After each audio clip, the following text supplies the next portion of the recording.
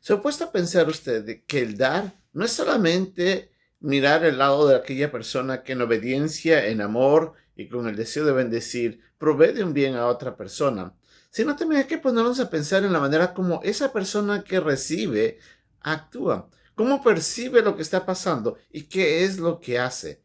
El dar, como Pablo nos dice en estos últimos versículos de la segunda carta a los Corintios en el capítulo 9, no es solamente proveer o suplir de una necesidad. Hay mucho más que eso.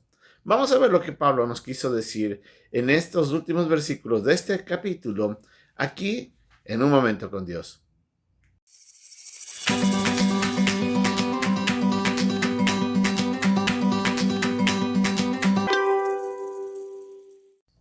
Pablo está terminando nuestras lecciones sobre el dar y nos mostró durante todos estos versículos de que era la obra de Dios en favor de una persona, que tenía que esa persona que daba entregarse al Señor para poder estar dispuesto a cumplir la voluntad de Dios, y de esa manera daba de manera deliberada, con voluntad, con buen deseo, con el deseo de bendecir a la otra persona y todo lo que implicaba el dar.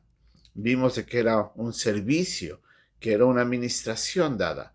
Pero en estos últimos versículos, Pablo nos hace ver el otro lado de la ofrenda, desde la perspectiva de aquel que recibe la ofrenda, y cómo esa persona, al ver la buena voluntad y el amor de aquel que está dando, es recibido o percibido como la obra de Dios en favor de uno, pero también al mismo tiempo vemos ese corazón entregado y damos gracias a Dios por aquel que da con generosidad. Y nosotros podemos reconocer eso siempre. Ahora, Pablo utiliza dos palabras aquí para exaltar un poco más todavía este sentido de dar. Él utiliza la palabra administración y utiliza la palabra servicio. La primera, como habíamos visto antes, tiene que ver con el deseo de servir nada más, con el contexto de que es la misma palabra que se utiliza para hacer referencia al diaconado o al ministerio del diácono, que es servir a las mesas, es dar un servicio en beneficio de algo, de alguien. Pero después utiliza la palabra servicio, y él dice, porque la administración de este servicio.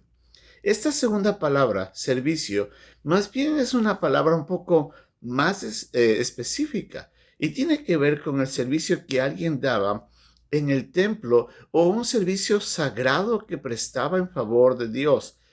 Generalmente esta palabra se la conoce en el griego como la palabra similar a liturgia. Eso quiere decir alguien que estaba sirviendo en algo santo, en algo sagrado. Entonces Pablo utiliza el servicio de algo sagrado como la representación de lo que es dar una ofrenda. Y él dice que este servicio sagrado no es solamente el de suplir dinero o las necesidades, es más allá de eso, es dar la oportunidad a que la persona que reciba pueda dar gracias a Dios por la generosidad de Dios, por la obra de Dios a través de aquel que da, es glorificar el nombre de Dios, es poder ser testigo de la obra santa de Dios en favor de aquel que recibe, por lo que también mira a través de la provisión que da por medio de aquel que o aquel que da el dinero que esa persona que está dando la ofrenda ha recibido como obviamente obra de Dios y provisión de Dios para poder ministrar a otros. Entonces vemos que tanto del un lado como del otro lado, cuando alguien da y la otra persona recibe, ambas partes son testigas de la obra de Dios y de esa manera nosotros podemos darnos cuenta que el dar es más que suplir una necesidad. Vemos a un Dios santo obrando de una manera maravillosa en favor de alguien que lo recibe.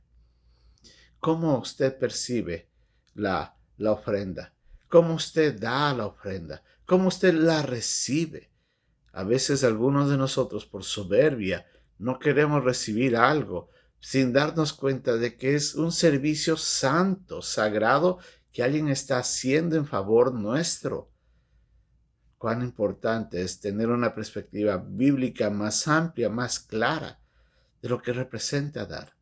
Y por eso es que Pablo, haciendo referencia a todo ese análisis, al darse cuenta de que era la obra de Dios por medio de una persona entregada en favor de alguien, que era un servicio santo, y que esa persona que recibía vivía agradecido, glorificaba a Dios, y se daba cuenta de todo eso, dice, gracias a Dios por ese don inefable.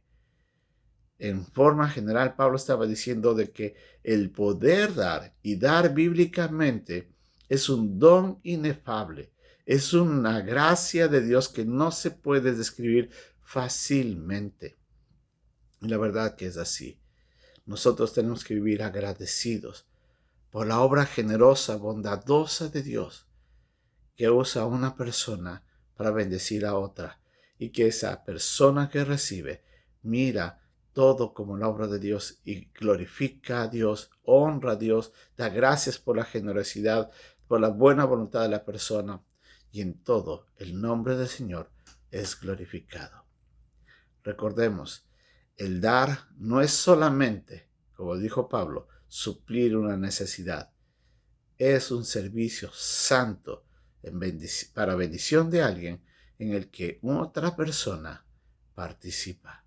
Y en todo es la obra de Dios. Gracias, como dijo Pablo, por su don inefable.